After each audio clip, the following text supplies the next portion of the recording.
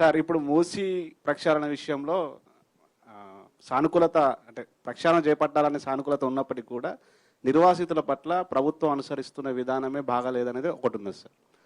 రెండోది మూసీ రివర్ బెడ్లో ఉన్న వాళ్ళు డబుల్ బెడ్రూమ్ ఇళ్లలోకి వెళ్ళడానికి ఇష్టపడుతున్నారు వాళ్ళు. ఆ విషయంలో ఎటువంటి సందేహం లేదు.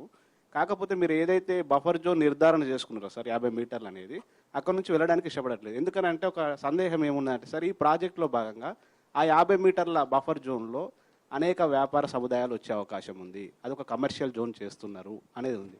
అంటే వీళ్ళని వెళ్ళగొట్టి కమర్షియల్ జోన్ చేస్తున్నారు అనేది ఒక సందేహం ఉంది. దీని మీద ఒక క్లారిటీ ఇప్పుడు చాలా సంతోషం మీరు అన్నారు. మీలాంటి మిత్రులు ఓ మాట మాకు చెప్తే ఈ విధంగా చాలా సంతోషంగా అనిపిస్తుంది, మోటివేటింగ్గా ఉంటుంది. చాలామంది మూసీ నది రివర్ బెడ్ ఉన్న భూ నిర్వాసితులందరూ 2 బెడ్రూమ్ హౌస్ పోవడానికి ఉత్సాహం చూపెడుతూ ఉన్నారు. అది వాస్తవమైన మాట అని మీరు అన్నారు. చాలా సంతోషం దానికి. రెండవది, ఈరోజు మేము వచ్చింది ఇది బఫర్ జోన్కు సంబంధించి జీవో మేము తీసింది కాదు. GOMS 7 2016లో తీసిన జీవో ఇది స్పష్టం. ఆ జీవోకు అనుగుణంగానే ఒక కార్యాచరణ తీసుకున్నాము. దానిలో భాగంగానే ప్రతి మందికి ఉపయోగపడే కార్యక్రమం చేస్తాము. ఈరోజు మేము స్పష్టంగా అడుగుతా ఉన్నాం బీఆర్ఎస్ పార్టీకి సంబంధించి, శుద్ధమైన నీరు మూసీ నదిలో పారుతా ఉంటే వద్దంటారా చెప్పండి. స్వచ్ఛమైన గాలి పీలుస్తాము అని ప్రజానికం కోరుకుంటే వద్దంటారా మేము చెప్పండి. అక్రమంగా నిర్మాణాలు చేస్తుంటే మేము వారిని ప్రోత్సాహం చేస్తాము అని మీరు చెప్తా ఉన్నారా? మీరు ప్రభుత్వంలో ఉన్నప్పుడు ఇదే కేసీఆర్ గారు అనేక అక్రమ నిర్మాణాలు జరుగుతూ ఉన్నాయి. 23,000 మూసీ నదిపై అక్రమ నిర్మాణాలు జరుగుతూ ఉన్నాయి, చూస్తూ ఊరుకోమని చెప్పి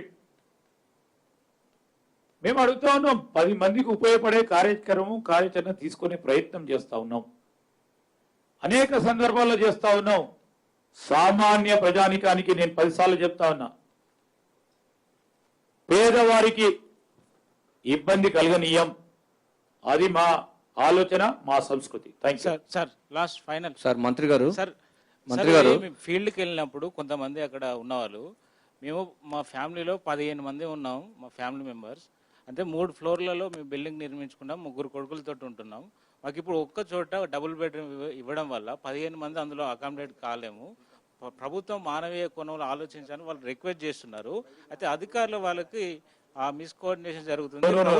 ఎవరైతే తప్పకుండా 15 మంది ఒకటి కుటుంబంలో ఉండి మరి వారికి జరుగుతా ఉన్న ఇబ్బందులను దృష్టిలో పెట్టుకొని తప్పకుండా వారందరికీ కూడా న్యాయం చేస్తాం. 2 బెడ్రూమ్ హౌస్ సింగిల్ ఇండివిజువల్ ఫ్యామిలీకి ఇయ్యాలని ప్రభుత్వం ఆలోచన. ఈరోజు 2-3 కుటుంబాలు ఒకటే ఇంట్లో ఉండి 15 మంది అవుతే అది ఇద్దరికా ముగ్గురికా 3 ఇండివిజువల్ కుటుంబాలకు కూడా బేరీజ్ చేసుకుని వారికి అందరికీ కూడా ఇవ్వటం జరుగుతుంది. ఇది మాకు స్పష్టంగా